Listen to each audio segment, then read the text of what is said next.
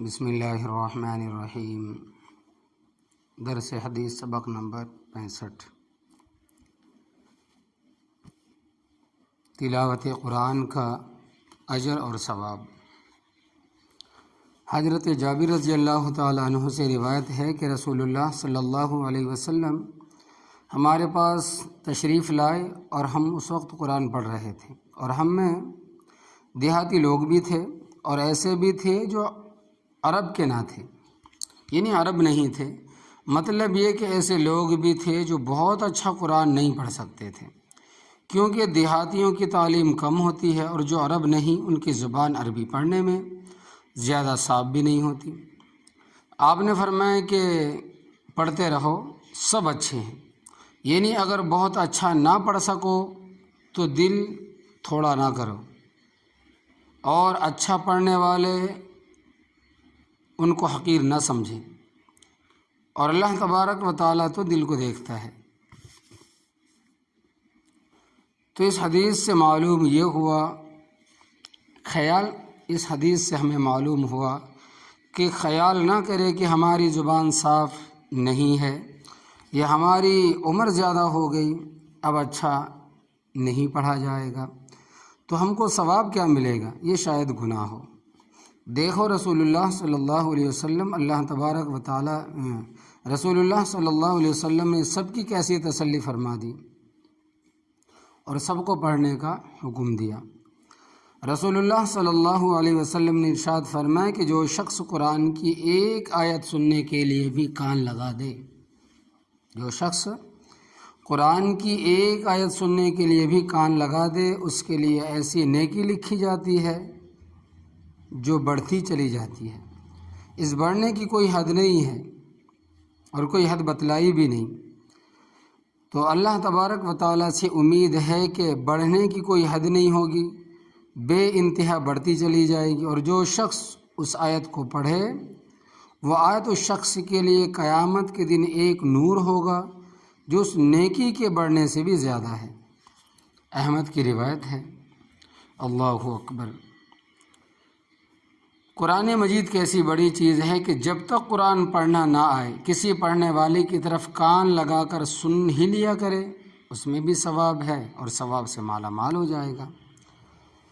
اللہ کے بندو، یہ تو کچھ مشکل نہیں ہے سننا، پڑھنے نہیں آتا تو سن لیں۔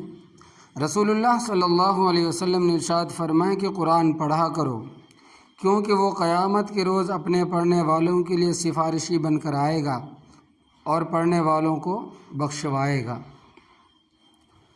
مسلم کی روایت ہے یہ بھی۔ رسول اللہ صلی اللہ علیہ وسلم نے ارشاد فرمایا، نبی کریم صلی اللہ علیہ وسلم نے ارشاد فرمایا کہ قرآن کا پڑھنے والا قیامت کے روز آئے گا، قرآن یوں کہے گا کہ اے پروردگار، اس کو جوڑا پہنا دیجئے، آپ اس کو عزت کا تاج پہنا دیجئے۔ پھر کہے گا کہ اے پروردگار، اور زیادہ پہنا دیجئے، بس اس کو عزت کا جوڑا پہنا دیا جائے گا۔ پھر کہے گا کہ اے پروردگار، اس سے خوش ہو جائیے، بس اللہ تبارک و تعالیٰ قرآن کے پڑھنے والے سے خوش ہو جائے گا۔ پھر اس سے کہا جائے گا کہ قرآن پڑھتا جا اور درجوں پر چڑھتا جا، اور ہر آیت کے بدلے ایک ایک نیکی بڑھتی جائے گی۔ ترمذی ابن ماجہ کی روایت ہے۔ تو معلوم یہ ہوا کہ اس پڑھنے اور چڑھنے کی تفصیل ایک اور حدیث میں آئی ہے۔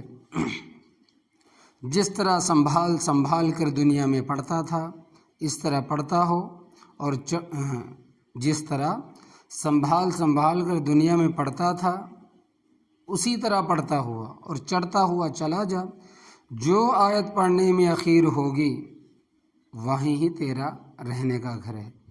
اگر قرآن کریم میں سے کوئی 10 آیت 10 درجے، 100 آیت 100 درجے، 1000 آیت 1000 درجے، اور قرآن کریم کے اندر تقریباً 6666 آیتیں، اور جو حافظ قرآن ہوتا ہے اس کو تو پوری آیتیں یاد ہوتی ہے والناس تک، تو دیکھیں کہ حافظوں کا درجہ اللہ تبارک و تعالیٰ نے کتنا بلند رکھا ہے۔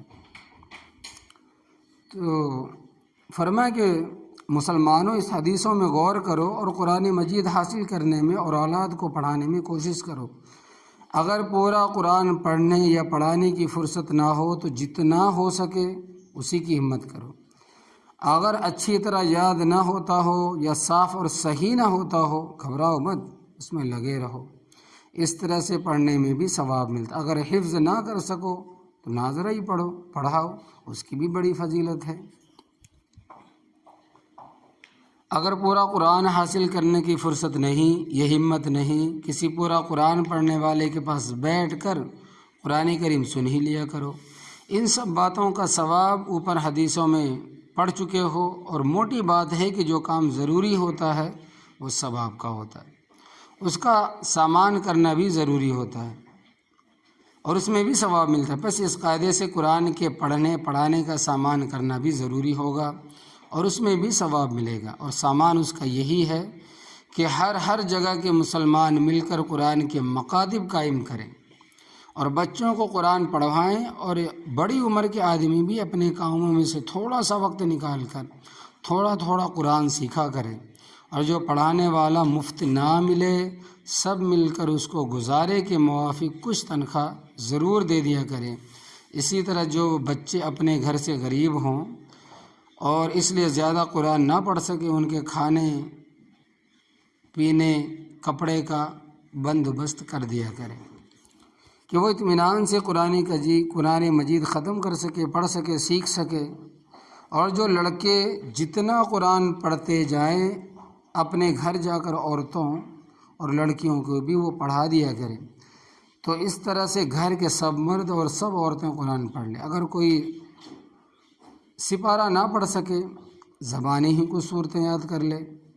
اور قرآن کے کچھ اور حقوق بھی ہیں۔ ایک یہ کہ جو شخص جتنا پڑھ لے، خواہ پورا خواہ تھوڑا، اس کو ہمیشہ پڑھتا رہا کرے تاکہ یاد رہے۔ اگر یاد نہ رکھا تو پڑھا بے پڑھا سب برابر ہوگا۔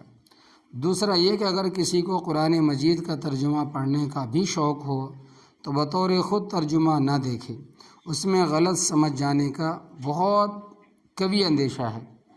کسی عالم سے سبق کے طور پر تھوڑا پڑھ لے۔ اور تیسرا یہ کہ قرآن مجید کا بہت ادب کرنا چاہیے، اس کی طرف پاؤں نہ کرو، ادھر پیٹ نہ کرو، اس سے اونچی جگہ پر مت بیٹھو، اس کو زمین یا فرش پر مت رکھو بلکہ رحل یا تکیے پر رکھو۔ چوتھا یہ، اگر وہ پھٹ جائے کسی پاک کپڑے میں لپیٹ کر پاک جگہ جہاں پاؤں نہ پڑے دفن کر دو۔ پانچواں یہ کہ جب قرآن پڑھا کرو یہ دھیان رکھا کرو ہم اللہ تبارک و تعالیٰ سے باتیں کر رہے ہیں اور اللہ تبارک و تعالیٰ ہمارے سامنے ہے، خدا کا کلام ہے، ہم اللہ تبارک و تعالیٰ سے کلام کریں، پھر دیکھنا دل پر کیسی روشنی ہوتی ہے۔ اللہ عمل کی توفیق عطا فرمائے۔ حضرات دعا فرما لیں۔ اے اللہ، جو علم آپ نے ہمیں دیا اس سے نفع عطا فرمائے اور ہمیں وہ علم دیجیے جو ہمیں نفع دے۔ اے اللہ، تمام کاموں میں ہمارا انجام بہتر فرما اور دنیا کی رسوائی اور آخرت کے عذاب سے ہمیں محفوظ فرما۔